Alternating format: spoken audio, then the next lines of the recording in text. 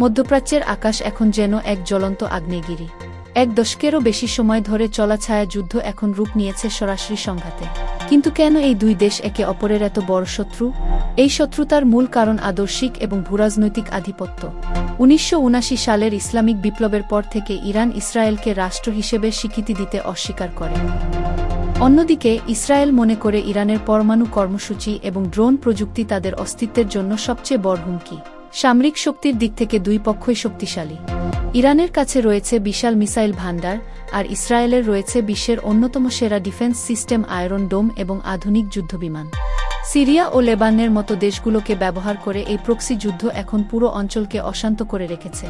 বিশ্ব নেতারা যেখানে যুদ্ধ থামানোর চেষ্টা করছেন, সেখানে প্রশ্ন থেকেই যায়, এই সংঘাত কি শেষ পর্যন্ত বড় কোনো যুদ্ধের দিকে মোড় নেবে?